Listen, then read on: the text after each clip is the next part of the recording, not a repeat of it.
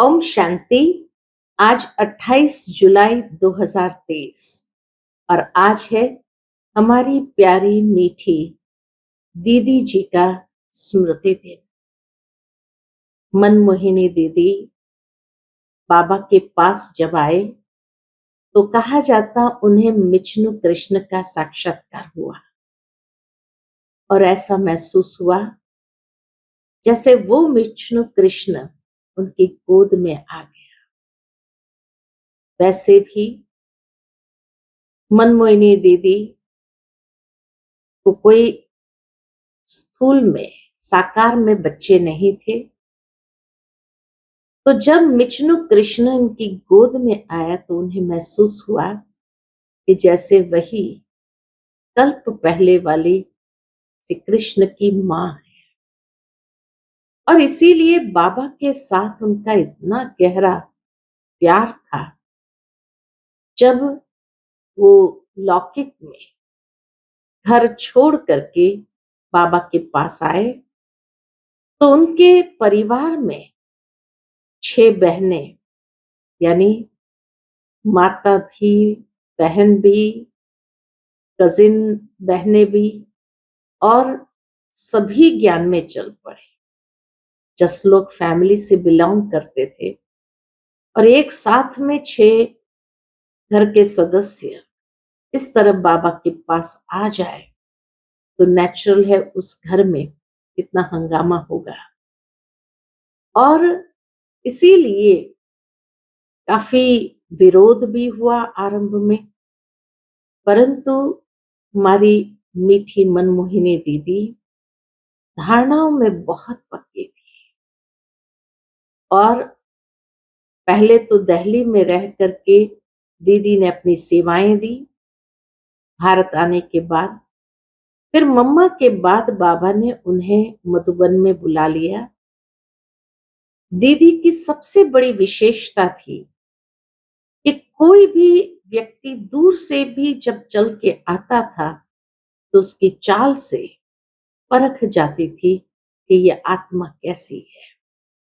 परख शक्ति बहुत तेज थी। धारणाओं की मूर्ति थी। तो बाबा के साथ जब रहते थे और उसके बाद जब बाबा ने साकार में देह त्याग किया तो बाबा ने बड़ी दादी जी को भी निमित्त बनाया। दादी और दीदी की जोड़ी यज्ञ में मशहूर थी। कहा जाता कि 2 शरीर होते हुए जैसे आत्मा एक ही। कोई भी इंसान दीदी के पास जाता था कोई बात को लेकर के, दीदी ने कोई बात का जवाब दे दिया और अगर उस जवाब से वो व्यक्ति संतुष्ट नहीं हुआ तो सोचता था अच्छा दादी के पास जाकर देखते हैं, दादी से बात करता हूं। परंतु देखा जाता कि दादी के मुख से भी वही बात निकलती है और जबकि दादी दीदी ने एक दूसरे को कुछ सुनाया भी नहीं होता है, लेकिन वही बात दादी के मुख से भी निकलती। इतना उनकी मानसिक एकता या आध्यात्मिक एकता थी। जो बात दीदी के मुख से निकली वही बात दादी के मुख से निकलती थी। इसलिए कहा जाता कि भले शरीर 2 लेकिन आत्मा जैसे एक थी। दीदी माता होने के कारण अनुभवी थी, दादी कन्या थी, लेकिन फिर भी आपसी जो एकता का तार था और उस एकता के आधार से ही इस यज्ञ की इतनी वृद्धि हुई। तो ऐसे हमारे साकार में मम्मा बाबा के बाद जो पिलर्स रहे दादी और दीदी का, बहुत सुंदर एडमिनिस्ट्रेशन रहा। हर एक ब्राह्मण बच्चे की धारणाएं बहुत मजबूत हो जाती। तो सुनते हैं आज के बाबा के धारणा युक्त महावाक्य। ओम शांति। मीठे बच्चे पावन बनने के लिए अपने स्वधर्म में रहो और अशरीरी बन एक बाप को याद करो। आज की मुरली से प्रश्न है, किस विधि से नए स्टूडेंट्स पर ज्ञान का रंग लग सकता है? उत्तर, उन्हें पहले पहले 7 रोज की भट्ठी में बिठाओ। नए व्यक्ति को 7 रोज की भट्ठी में बिठाओ। कायदा है, जब कोई भी आता है तो उनसे फॉर्म भरवाओ। पहले 7 रोज भट्ठी में पड़े, तब पूरा रंग लगे। तुम ब्रह्मरियां ज्ञान की बूं बूं कर आप समान बनाती हो। तुम जानती हो, अभी देवता धर्म की सैपलिंग लग रही है। जो इस घराने की आत्माएं होगी, वह महारोगी से निरोगी बनने के पुरुषार्थ में लग जाएगी। आज की मुरली से पहले गीत बजा है, महफिल में जल उठी शमा परवानों के लिए। ओम शांति। बच्चों को ओम शांति का अर्थ तो समझाया हुआ है। ओम अर्थात अहम। अहम कौन? आत्मा और मेरा शरीर, कर्मेंद्रिया। आत्मा का स्वधर्म है ही साइलेंस। आत्मा किसकी संतान है? कहेंगे परमपिता परमात्मा की। वह भी साइलेंस है। आत्माएं साइलेंस वर्ल्ड शांति धाम में रहती है, फिर पाठ बजाने टॉकी वर्ल्ड में आती है। अब बेहद का बाप कहते हैं, हे बच्चे, अपने स्वधर्म में रहो, अशरीरी होकर बैठो, बाप को याद करो। उस बाप को क्षमा भी कहते हैं। अब यह है महफिल पतित मनुष्य की। इस समय ये पतित दुनिया है। मनुष्य मात्र पतित है। समझाया गया है सतयुग में भारत पावन था। गृहस्थ धर्म कहा जाता है, जिसको सुखधाम कहते हैं। भारत पावन था, अभी पतित है, दुख धाम है, ये चक्र फिरता रहता है। अभी यह है कल्याणकारी संगम युग, जबकि पतित मनुष्य सृष्टि पर बाप को आना पड़ता है। पतित मनुष्य सृष्टि को पावन बनाने, पुरानी दुनिया से नई दुनिया बाप रचता ही बनाते हैं, जिसको परमपिता परमात्मा कहा जाता है। सब भक्तों का भगवान एक है, तो बाप कहते हैं, मुझे भी पतित दुनिया, पतित शरीर में आना पड़ता है। परमधाम से एक ही बार आता हूं, भारत को पावन दैवी राज्य बनाने। इस वर्ल्ड की हिस्ट्री ज्योग्राफी को कोई नहीं जानते। क्यों? क्योंकि सब नास्तिक है। एक भी आस्तिक मनुष्य नहीं। बाप को न जानने के कारण निधन के बन पड़े हैं, आपस में लड़ते झगड़ते रहते हैं। घर घर में कितनी अशांति है।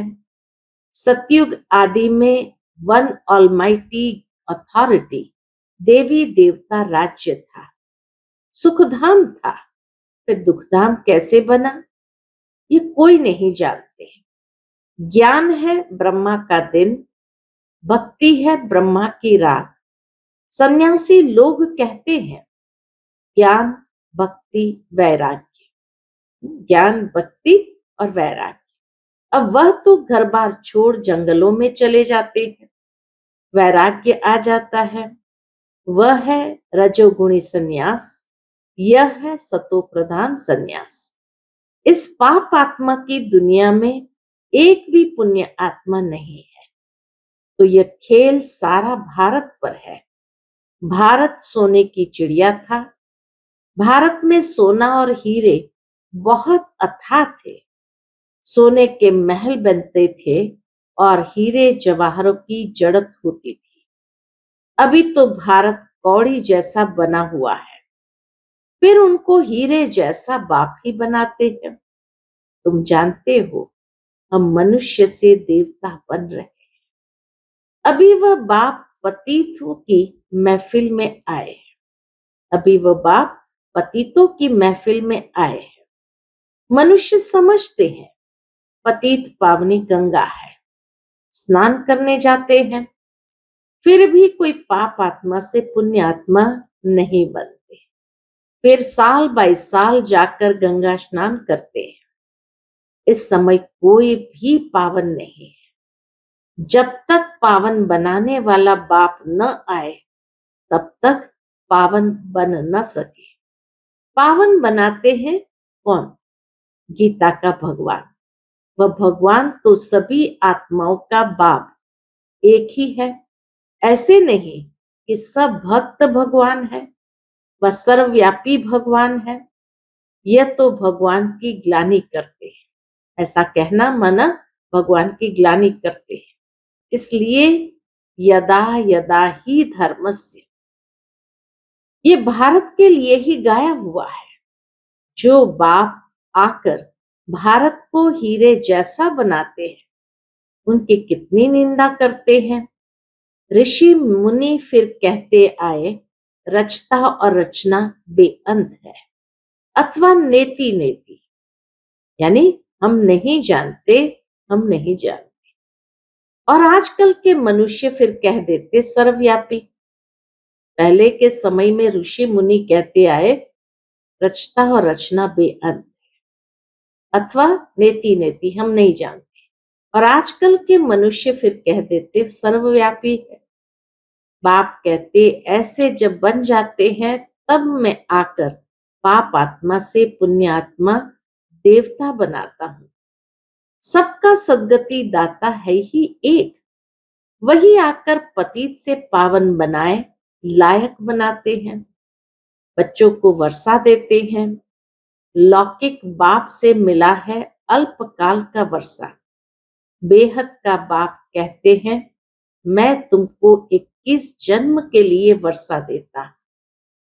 पवित्रता, शांति और सुख का जो लौकिक बाप दे न सके। वह बाप भी है, शिक्षक भी है, ज्ञान का सागर भी है। बाप की महिमा बड़ी ऊंच है। मनुष्य सृष्टि का बीज रूप भी है। ये मनुष्य सृष्टि का वैरायटी धर्मों का झाड़ है। आदि सनातन देवी देवता धर्म है सतयुग का। उनसे फिर और धर्म इमर्ज होते हैं। अभी तुम ब्राह्मण धर्म के बने हो, इनसे पहले शूद्र धर्म के थे। अभी ब्राह्मण से फिर सो देवता, फिर सो क्षत्रिय बनेंगे। यह 84 का चक्र लगाना पड़ता है। बाबा कहे ये 84 का चक्र लगाना पड़ता है। सतयुग में भी पहले पहले तुम आएंगे। गाया भी जाता है, आत्मा परमात्मा अलग रहे बहुकाल।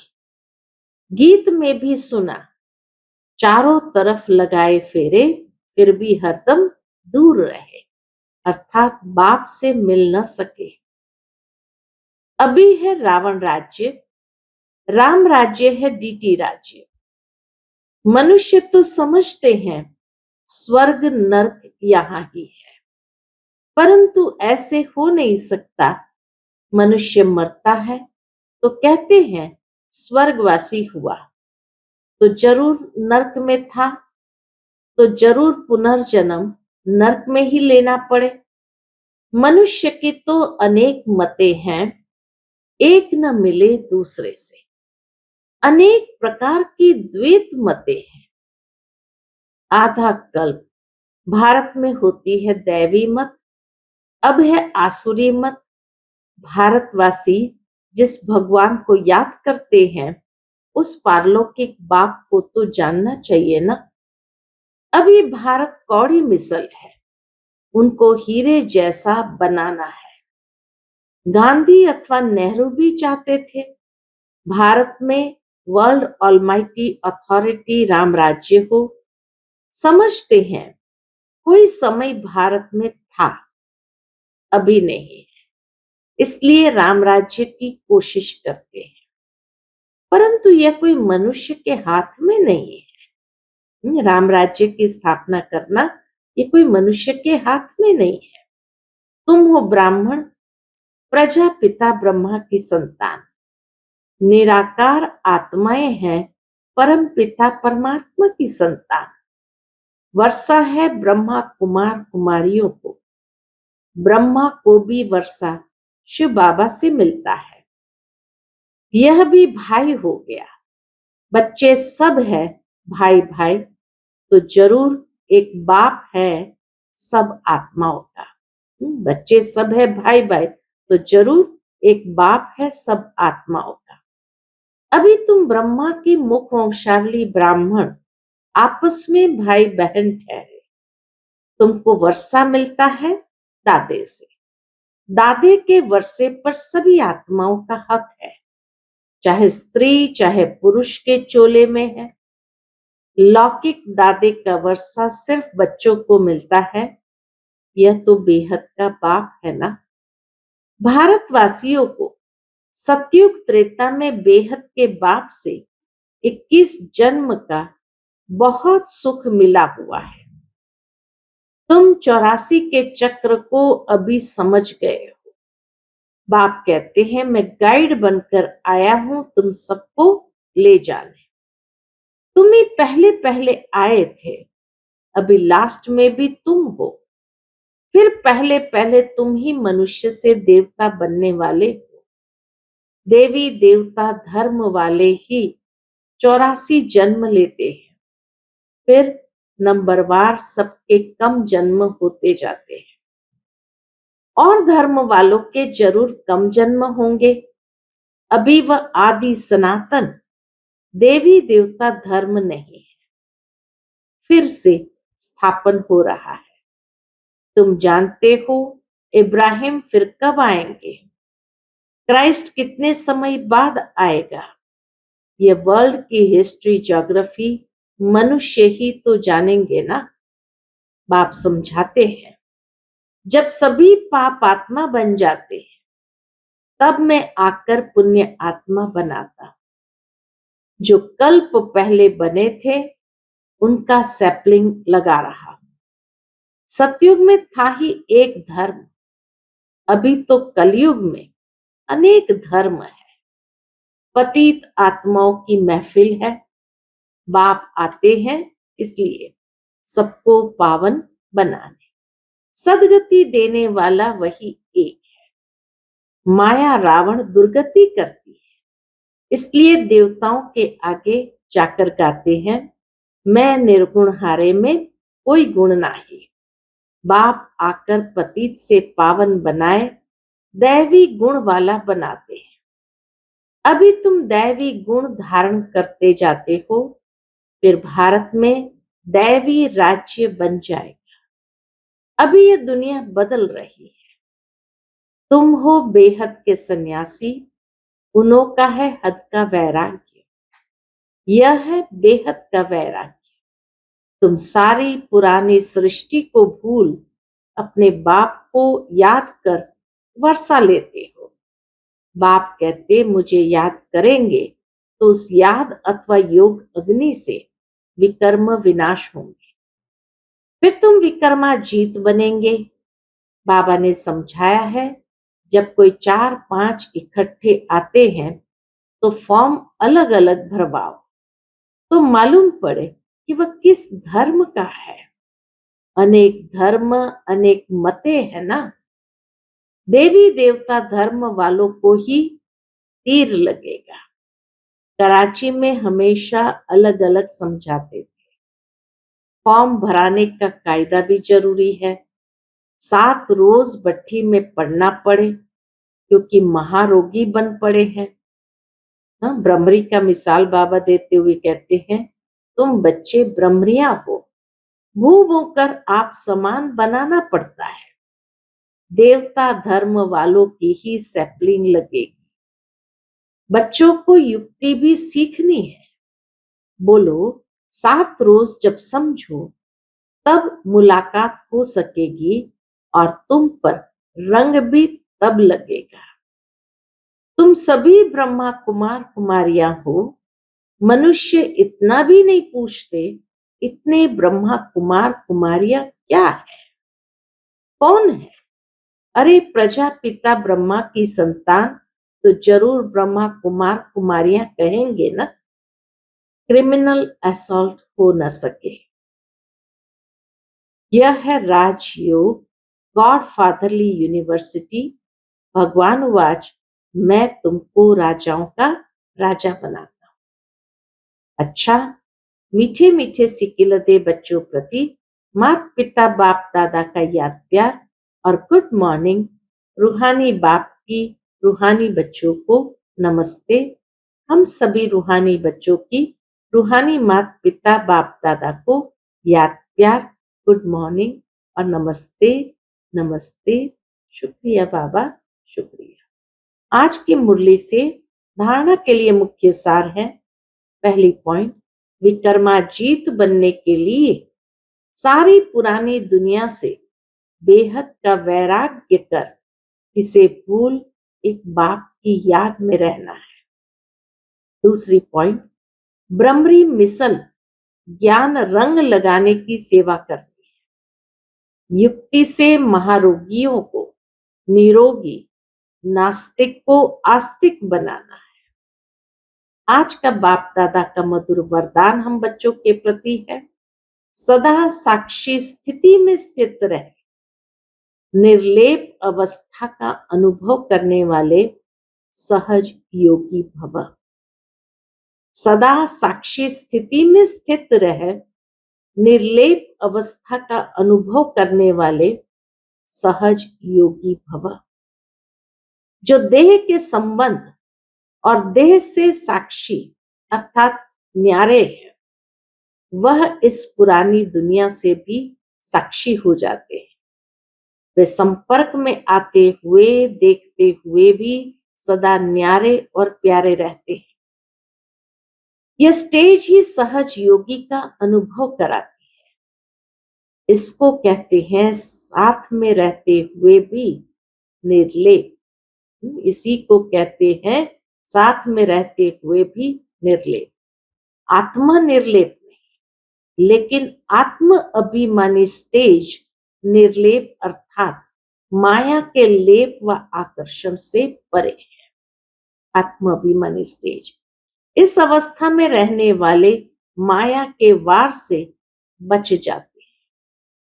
आज का स्लोगन है, शुभ भावना और शुभ कामना द्वारा सूक्ष्म सेवा करने वाले ही महान आत्मा है। फिर मम्मा के महावाक्य सुनेंगे, मातेश्वरी जी के महावाक्य। पहली पॉइंट, परमात्मा एक है, बाकी सर्व मनुष्य आत्माएं हैं। अब यह तो सारी दुनिया जानती है। क्या जानती है? कि परमात्मा एक है, वो सर्वशक्तिमान है, जानी जाननहार है। ऐसे तो सारी दुनिया खुद भी कहती है। हम परमात्मा की संतान हैं। परमात्मा एक है। भल कोई धर्म वाला हो, वह भी परमात्मा को ही मानते हैं। मम्मा कहे, भल कोई धर्म वाला हो, वो भी परमात्मा को ही मानते हैं। वो भी अपने को परमात्मा द्वारा भेजा हुआ संदेश वाहक समझते हैं। ऐसे ही संदेश लेकर अपने अपने धर्म की स्थापना करते हैं। जैसे गुरु नानक ने भी परमात्मा की इतनी बड़ाई की, एक ओंकार सतनाम। एक ओंकार का अर्थ है परमात्मा एक है। सतनाम अर्थात उसका नाम सत्य है। तो गोया परमात्मा नाम रूप वाला है। इससे सिद्ध होता है कि परमात्मा नाम रूप वाला भी है, अविनाशी है, अकाल मूर्त भी है, तो फिर कर्ता पुरुष भी है। माना वो खुद अकर्ता होते हुए भी कैसे ब्रह्मा तन द्वारा कर्ता पुरुष भी बनता है। अब यह सारी महिमा एक परमात्मा की है। अब मनुष्य इतना समझते हुए फिर भी कहते हैं ईश्वर सर्वत्र है, अहम आत्मा सो परमात्मा है। अगर सभी परमात्मा ठहरे फिर एक ओंकार ये महिमा किस परमात्मा की करते हैं। यही सबूत है कि परमात्मा एक है।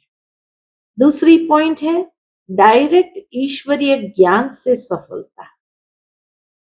डायरेक्ट ईश्वरीय ज्ञान से सफलता, यह जो अपने को अविनाशी ज्ञान मिल रहा है वो डायरेक्ट ज्ञान सागर परमात्मा द्वारा मिल रहा है। इस ज्ञान को हम ईश्वरीय ज्ञान कहते हैं क्योंकि इस ज्ञान से मनुष्य आदि मध्य अंत सुख पाते हैं, अर्थात जन्म जन्मांतर दुख के बंधन से छूट जाते हैं, कर्म बंधन में नहीं आते।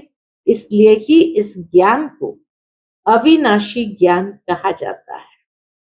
अब यह ज्ञान सिर्फ एक ही अविनाशी परमपिता परमात्मा द्वारा हमें प्राप्त होता है क्योंकि वह खुद अविनाशी है। बाकी तो सब मनुष्य आत्माएं जन्म मरण के चक्र में आने वाली है, इसलिए उनसे मिला हुआ ज्ञान हमें कर्म बंधन से छुटकारा देने वाला नहीं है। इस कारण उन्हों के ज्ञान को मिथ्या ज्ञान अथवा विनाशी ज्ञान कहेंगे। लेकिन ये देवताएं सदा अमर है क्योंकि इन्होंने अविनाशी परमात्मा द्वारा यह अविनाशी ज्ञान प्राप्त किया है। तो इससे साबित है कि परमात्मा भी एक है तो उसका ज्ञान भी एक है, और इस ज्ञान में दो मुख्य बातें बुद्धि में रखनी है। कौन सी दो बातें? एक तो इसमें विकारी कलियुगी संग दोष से दूर रहना है, दूर होना है, और दूसरी बात फिर है म्लेच्छ खान पान आदि की परहेज रखनी है। इस परहेज रखने से ही जीवन सफल होती है। अच्छा, ओम शांति।